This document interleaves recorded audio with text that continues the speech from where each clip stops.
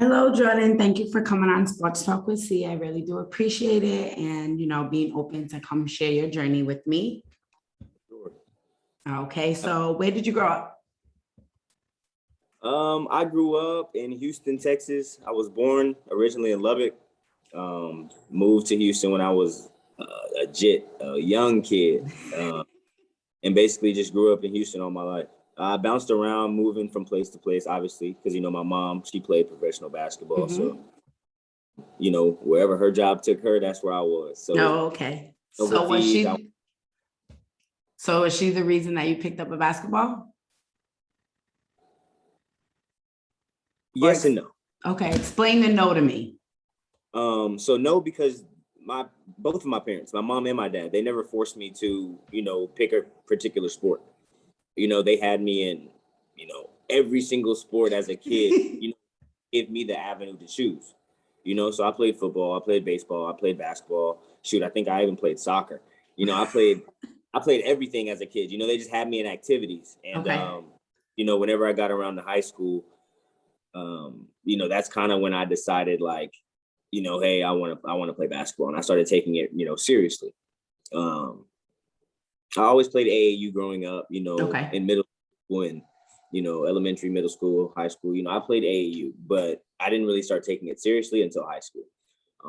But growing up, watching my mom play basketball, it just made it, easier to say, yeah, I want to play basketball, because I saw, I saw how the games went, I saw the atmosphere. Hmm.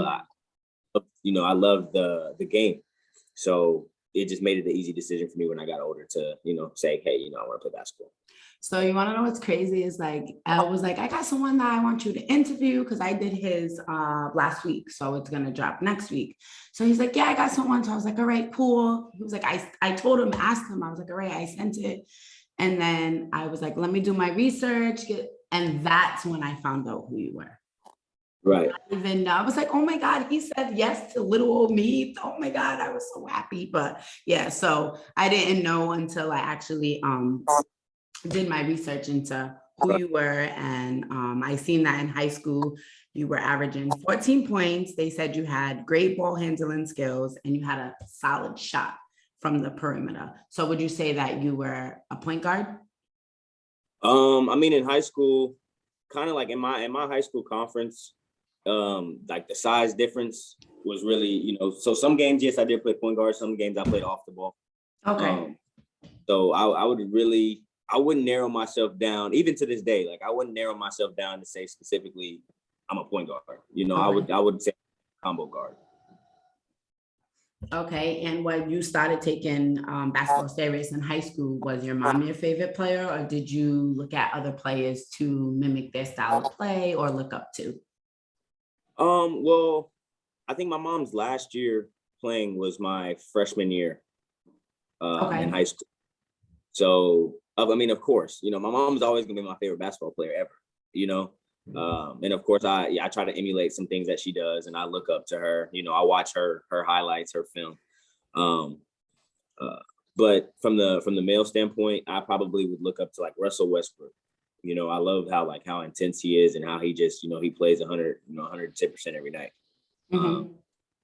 and he also plays on both ends of the floor. So and he's an electrifying player. So watching him really gave me kind of a gauge of like, hey, like I want to be this type of guard. Because he's about the Hmm. same height, 6'3", 6'4", just athletic.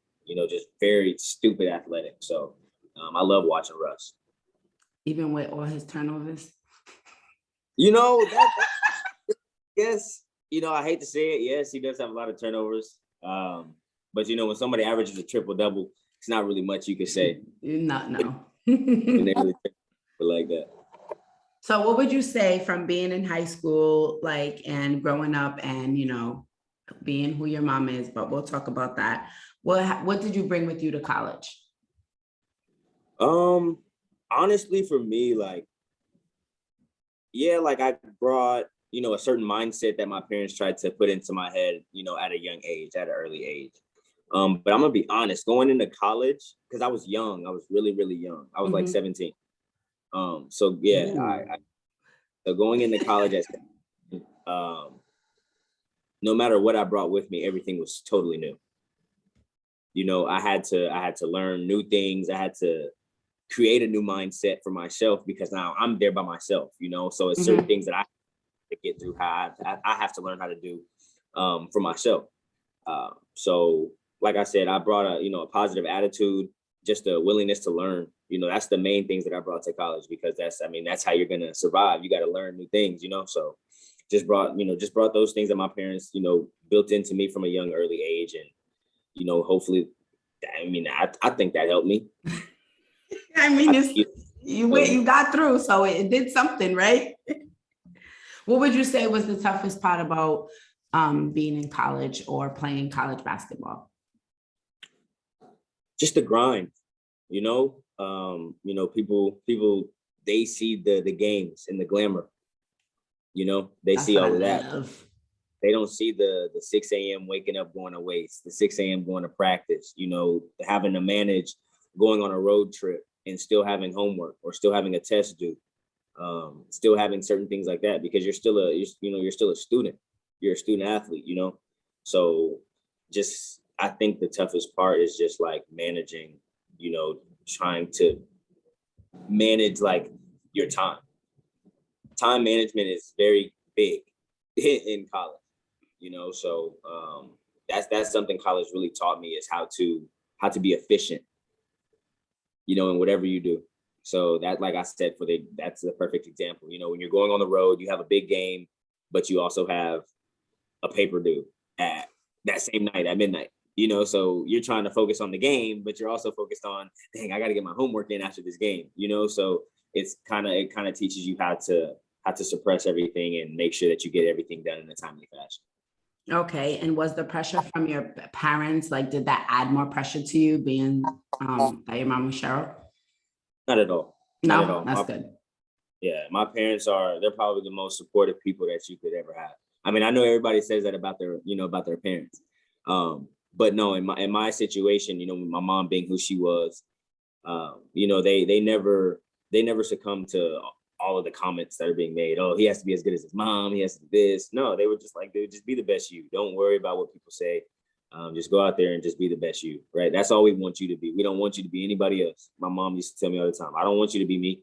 Be your make your own path. And they've helped me tremendously through the years, develop my own persona and my own path, And how did you pick the college that you went to? Explain to us. Well, I bounced around in college. I went to three different colleges. Okay. Right. So out of high school, I decided to go to Texas Tech University and play for Tech. A lot of people think I went to Texas Tech because my mom went there. Yes. Right. Now, granted, that did play a part, but as a 17-year-old kid coming out of high school, being able to play for a Hall of Fame coach, Tubby Smith, that's a great opportunity. So those two things kind of what weighed for me going to Texas Tech. I love Tubby. I feel like he was a really genuine guy. I wanted to play for him. He knows a lot about the game. He could help me get to where I want to get to. Of course, that's a no-brainer. So I decided to go to Texas Tech. Had a great experience at Texas Tech, learned a lot. I didn't play as much, right? I'm a freshman. Well, I learned a lot though. I was able to watch the game of basketball. I was able to watch some guys ahead of me that were very, very talented, and just learn from them.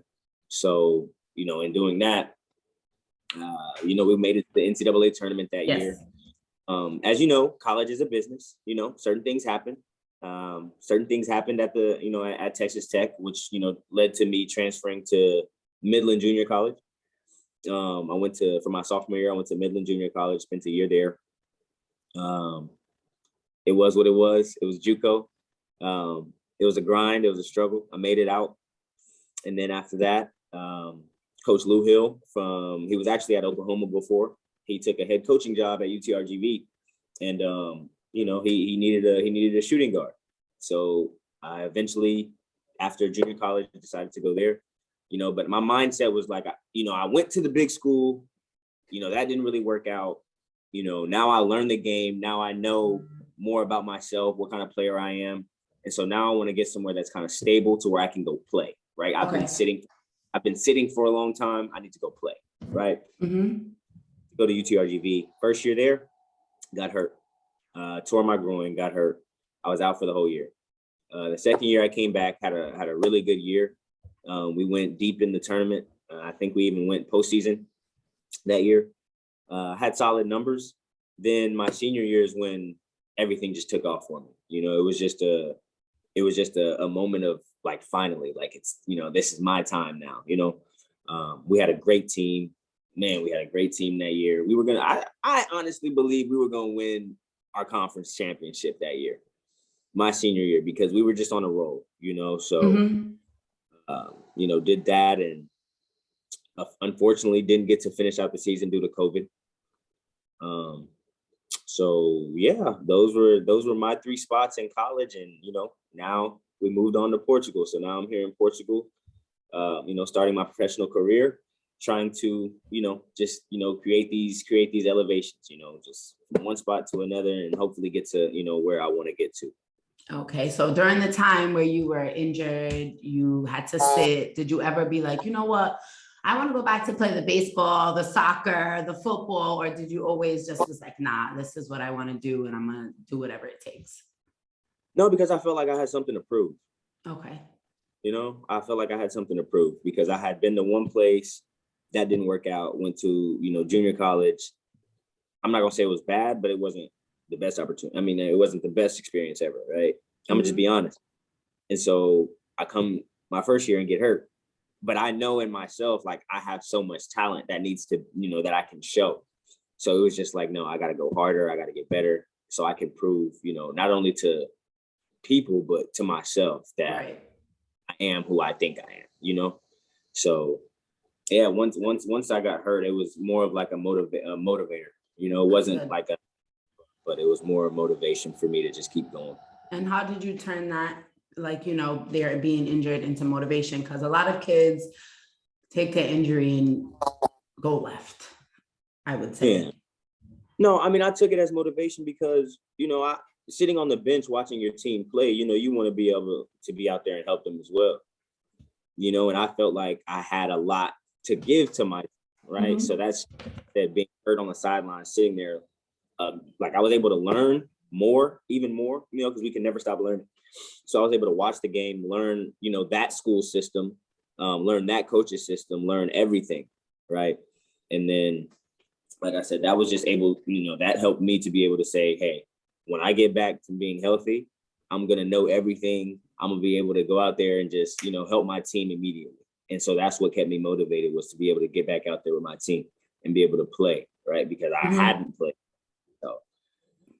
So that's how I was able to keep it even, Yeah, that's good, because, from a lot of kids that I've seen, they don't want to work out. They don't want to even go to a game. So it's good when you see someone take the injury and want to come back a beast instead of. Oh yeah, absolutely. A bum.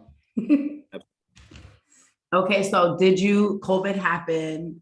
That sucked for everyone.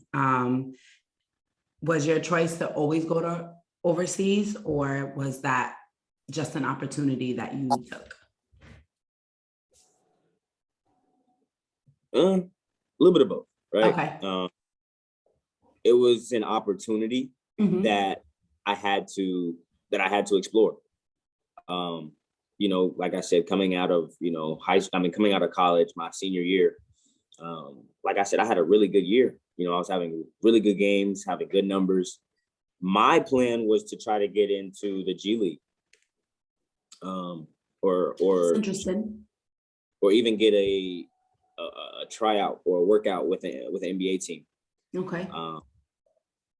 But due to COVID, it just kind of shut everything down, right? And so there was no overseas, there was no nothing. And I'm a rookie coming out, so it's kind of hard. And that's what because I didn't go to a high major school. We needed that conference tournament to be able to give me some more leverage, to be able to have more film, because that's primetime basketball. Yes, it is. Everybody's watching, so that's where I needed to go out there and prove myself. And that was like my last little, like, if we never made it to the NCAA tournament, or we never made it, super far, that was okay. I mean, not to the team and not mentally, but from a stat standpoint and from them watching in the conference tournament, they'll be able to see, okay, this kid can show up in big time games, right? That's what, but I wasn't able to have that opportunity. So it's, you know, it's hard because now you got all these high major guys that have, they played their conference schedule is like a conference tournament. Right. So for us, we need that conference tournament to be able to show like, hey, you know, this is what we can do on this type of stage, just as these guys can, you know? And so, I mean, that was my plan. You know, I wanted to go to the G League or I wanted to, you know, stay here in the States. Of course, that's everybody's goal. But when this opportunity came up, I had been waiting for so long. Right. I had been over a year to step back on the court to play basketball. So when this opportunity came, I was like, you know what? I got to take it, right? I got to take it because all this is going to do is help me. It's going to help me. I finally have professional stats, right? My rookie year, I have professional stats. Now that's something to go off of. Right now we move in different avenues and different directions because we have the film, we have the stats, we have professional experience.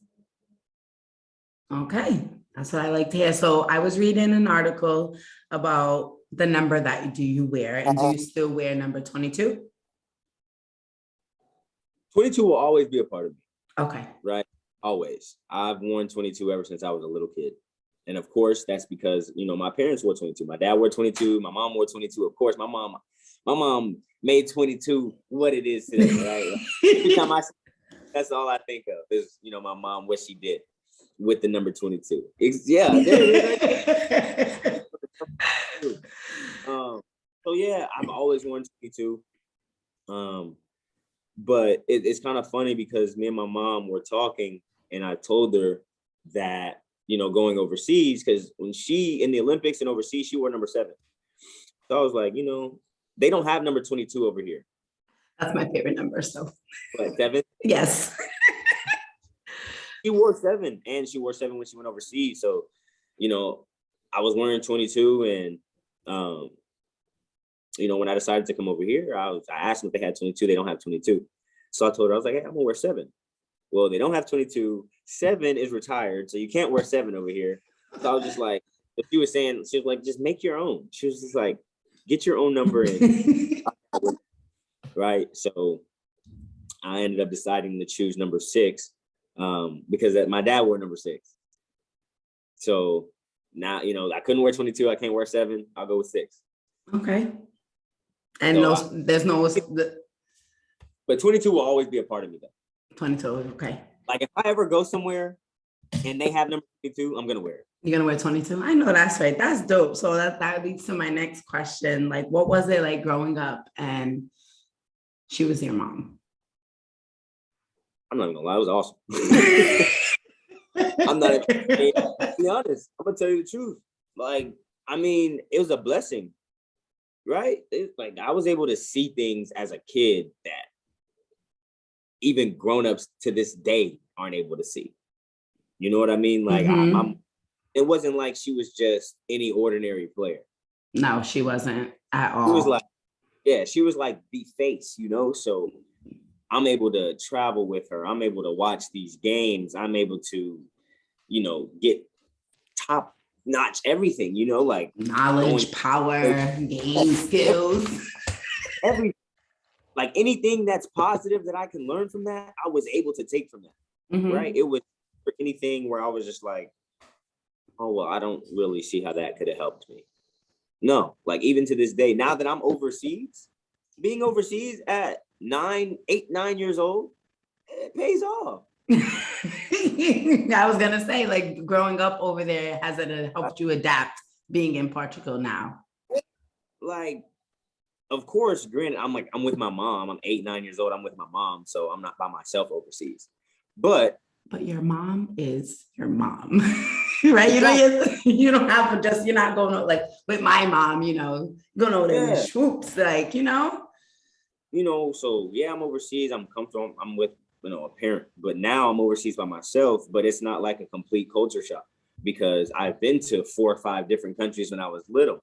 So I kind of know to an extent how overseas works. Now, the aspect side of it, the basketball aspect side of it, I'm just now learning that because I'm in it for myself now. You know what I mean? But other than like traveling and, you know, the long flight over there and that I'm used to it. I've done it when I was a kid, when I couldn't even sit still, when I didn't take naps, right? When I didn't want to take naps. Now I get on a plane, knocking out. Anything longer than 4 hours, I'm out of there. Right? So that's what I mean. Like it helped in all aspects, right? Being able to see the world as a young kid and being able to see your mom, you know, and your dad, like, you know, grind out what they had to and show you like, this is what it takes, right? To be able to see all of that. I honestly feel like that's the best lesson you could get, but like, you know, from firsthand experience. Right. So you said that basketball is different overseas. What are some things that you have done to adapt to their style of play? I'm still learning. You know, I haven't been over here too long, maybe about a month and a half. Okay. You know, it's it's way more physical overseas, right? It's way more physical overseas. So that's one part of the game that I'm kind of adjusting to. It's kind of how to use, you know, my quickness and my, you know, my strengths to my advantage, you know, with the physicality and, you know, just, I feel like athletically, I have a little bit of an upper hand in certain situations. So I tend to, you know, try to just, you know, use my, what's the word I'm looking for? Basically use my skill sets to, you know, to just push me ahead of, you know, my defenders whenever I feel like I have a disadvantage or a mismatch, you know, because like I said, it's way more physical. It's a lot of set plays. It's not as up and down and fast as I'm used to. In college, my high school, we pressed the whole game. We were, as soon as we got the rebound, we're boom, boom, boom, pass. We're up the floor. We're transition. That's our offense. Well, over here, it's more of like a slow it down. Let's run a play, right? Ooh, slow pace. So it's pretty slow. Now, granted, we're able to, you know, whenever it's a miss, yeah, get it and go. But on a make, you want to slow it down. So that's something that I'm having a little trouble getting adjusted to because I'm conditioned to make or miss, get it and go, and, you know, push it up the floor. And you know, sometimes when I'm at point guard, I kind of make that mistake of, because my team doesn't, you know, they're waiting for a play, and I'm just like, I'm trying to go. I have to kind of just like relax and, you know, just play the offense. But other than that, I feel like everything's coming around, and I feel like I'm getting adjusted pretty well. But like I said, it's just a physical aspect and, you know, the slower pace. Okay. All right. And any advice you would give any young kid about going overseas, what would it be? Any advice that I would give somebody going overseas? If a young boy came up to you and said, I want to go overseas, but I don't know, what's some advice you could give me? What would you say?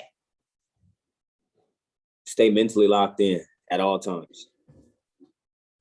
At all times, because you're over in a country by yourself. Granted, you have your team, you have your coaches, but let's be honest, you're by yourself. Right. You know, and most of the time they don't speak the language, they don't speak English, you know, or if they do speak English, it's very little. So you have to always stay mentally locked in because you feel it, right? Like you start to feel that pressure and that weight weighing on you, like, damn, like I'm really over here on the other side of the world by myself, right? And so, you know, some people, they have a bad game, they'll tune out and they'll be all in their head. And so when doing that, you like, you're by yourself over here. You don't have anybody that's gonna, yeah, they can call you on the phone, but you don't have anybody that's gonna be like, hey, come on, man, you're better than that. You can do this, you can do this, you can do that. No, you have to be the person to yourself to look in the mirror and say, no, you got to do this, you got to do that. Because that's what it is. You know, mentally strong, and you have to be mentally locked in. I wouldn't even say it's anything physical or anything like that. You just have to be mentally stable to be overseas. It's not for the weak, right? It's definitely not, because it's a grind. You know, you're away from your family. on the other side of the world playing basketball, trying to make a living for yourself, right? It's no longer, college to where you're not getting paid for this. No, people are paying you for your athletic abilities, right? So you have to make the best of it. You have to continue to work on your game and to continue to get better. Because at the end of the day, like I said, it is a job. If you do not do your job, you know what happens after that. Right. Gotta go. So speaking of jobs and games, how do you get ready for a game? Like, do you listen to music? Do you like? Oh, definitely. Okay. Oh, definitely. I jam some music. I used to just be like the crunk music and not all that for the game. But then I kind of switched my mind because that helps you. Like, it gets you all pumped up and hyped up. But when you listen to that type of music, like, you're almost tired before you even go play because you've been jamming, right? So no, I kind of switched to, I still have that in my playlist, but I have a variety of songs that I listen to. I have some R&B, I have some country music, I have some hip hop music. I listen to all different types of music. I'm just a music fanatic. Like, I love music, period. So even, so it just music gets me right. But other than that, it's really just locking in, focusing, just setting some goals for myself before a game.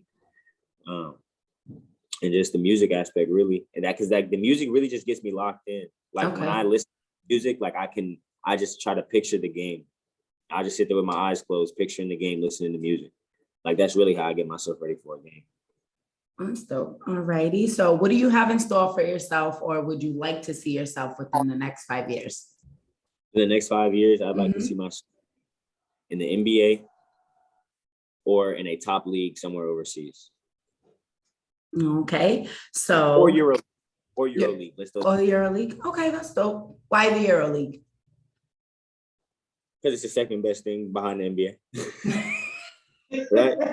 So you have different leagues though. You have a lot of different leagues. That's why I said a top league somewhere. You have the NBL that's in Australia. You have the NBA. You have the G League. You have the Euro League, the Turkish basketball league. So there's a lot of big leagues, right? So in the next 5 years, I want to find myself in one of those. I know that's right, and you will get there. So do you watch basketball? Of course you watch basketball now, but who do you enjoy watching in the NBA? LeBron, KD. Hey, see, this works perfect. Yeah, LeBron, KD, Russ, Steph, D Book, John. There's too many to name. It's a lot of great. James Harden. Who else we got? Kyrie. I don't know if we're gonna see him. I don't know if we're gonna see him this year, though. Oh, I don't know. Maybe not. Maybe not. I really like watching Karis LeVert play basketball. Yeah, I seen him, and I was like, oh, his game is very nice. So yes. I'm ready just for Clay to come back. I want to see how he comes back off that injury. And now that he's mad that he didn't make top 75. I was just about to say, like, he's been crazy. Right. Like, crazy.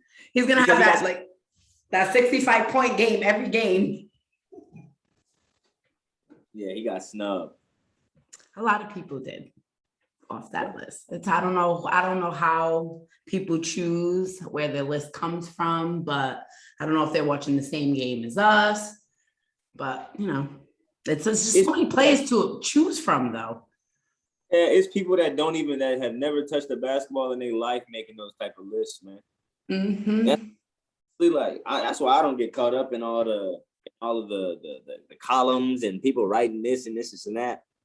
Dude, you ain't never played basketball in your life, and you trying to write about this player right here, right? I don't get into all of that. Good point. I do have a question for you, though. Growing up, your mom being a WNBA player, do you have a different respect for women's basketball? Oh, absolutely. 100%. I know, and that's what I tell people all the time. Like, you got to realize, women's basketball, they're skilled. I Like, ain't gonna front. This is the like I know about it, but this is the first year I actually like was tuned in, and I was like, wow, they ball. yeah, It was more yeah. fun watching them this year than the guys. I was like, this is boring. Oh yeah, the finals this year was crazy. But it's simple. It's because they have to be so skilled. And the reason I say that is because men, we can just be super athletic and don't even have to have any skill, right? We can just go out there and just run fast, jump high, and dunk the basketball and do all that. Like men and women are built differently. So they're super skilled. Like they work on their skill because they can't just run and just dunk and run and just, just shoot threes from half court and like they actually play basketball. And that's what I like. If you want to learn how to play basketball, watch a women's basketball game. Watch a women's basketball game. They will run plays to perfection. They will make the right play, right? And like they just have to play basketball. There's no just alley-oops, dunking, and fast break dunk, and no, it's basketball. Yes, so that's why I like respect for the game, and especially seeing my mom, play basketball against, Diana Taurasi and Maya Moore and Lisa Leslie, Candace Park, like all these greats, right? Like these ladies are in the Hall of Fame, right? With men, NBA, like I'm talking about. Like they're good basketball. They're great basketball players. So yeah, and then I see people, oh, it's women's basketball. They don't dunk and they don't do this. I had this debate in my with my sports podcast network that I'm recently joined. It's like, yeah, they don't dunk. I'm like, but basketball is not dunking. It's not just dunking. Like that's not. If the basketball game just dunked every possession, I would not watch it. I said, you have to catch a game. I said, this year you have to catch a game. Like if you didn't watch the finals, I don't know what you were doing, but you have to. He was like, I will. I said, we'll see, but you're definitely missing out. Definitely have to. Yeah, that's insane. People actually think that it's not basketball. Yeah, because KFC this year, the finals was so much fun to watch. Yes, they were. So did you ever look at a play and then see your mom and be like, wow, my mom did that? Yeah. Yeah, a few of them. But I remember one in particular. I was at my friend's house, and this was my freshman year of high school. They were playing against the Sparks. She was in Tulsa. I remember she had a game winner. But that was like, because you rarely catch game winners. Mm-hmm. You rarely catch game winners. So for me to catch a game winner live, but it'd be my mom hitting it, it was the craziest thing ever. Like we were sitting there watching the game, and I think she came down the right side of the court, and she had like 2-pound dribbles and like a nasty in and out, and just pulled back. Like it was so gross. Like she just came, and it was like, but to see it in that moment, it was just like she knew she was about to score it, and she knew the game was over. Like the way she looked up at the clock, and like she knew the game was over.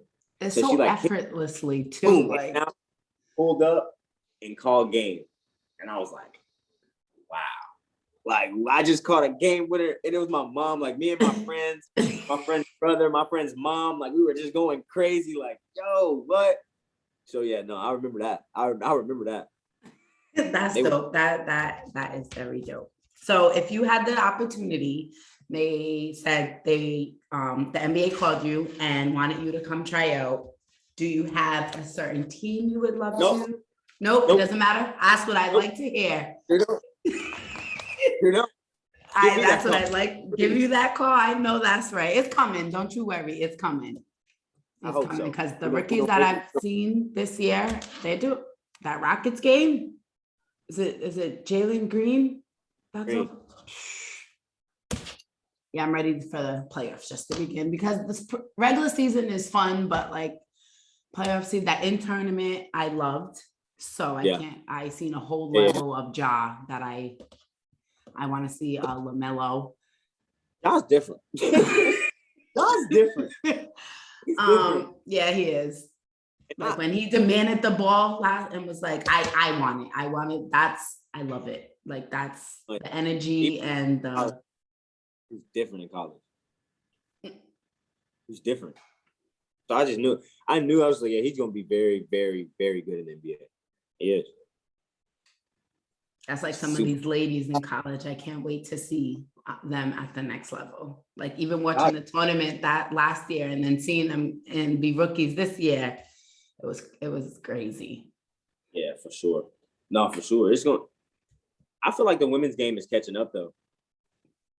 1.2 million views on game 3. That was just amazing to see, like, and to actually witness a full house. Cause I was like, all right, game, I'm going, I got a free ticket. Yup, I didn't use my flight. I'm going to Chicago. It's on a Friday. I'm off weekends. So though, I was like mad, but also happy at the same time because when is a women's game ever sold out? So I was like, sure. That's lit, but maybe next year I'll be there. I've been to plenty of games. I'm a season ticket holder for Connecticut Sun, so I've been to plenty of games. Oh, word. Yeah. Mm-hmm. So y'all be going to Mohegan all the time. Me and my ladies there all the time. My spot. I love Mohegan Hotel, man. Yeah, so we're always there, and the ladies are just so humble. I met so many players, and I interviewed Kelly Gibson, so she was great. My cousin plays basketball, so I met her when she played my cousin played for Ohio State, went to Michigan, now she's for PC. So I told her, this is your year, and then that's how I met Kelly Gibson, and I got to interview her. So it was great. Yeah, so I'll send you Kelly's interview, so you can hear it because she mentions your mom too. So it was, that's what's up. Yeah, so it was cool. But I appreciate you coming on Sports Talk with C, giving me your time, telling me your journey. And I look forward to seeing you in the NBA. Oh, we're going to try to make it work. We're going to make it work. All right. Thank you. I appreciate it. Thank you so much. Have a good one. You too.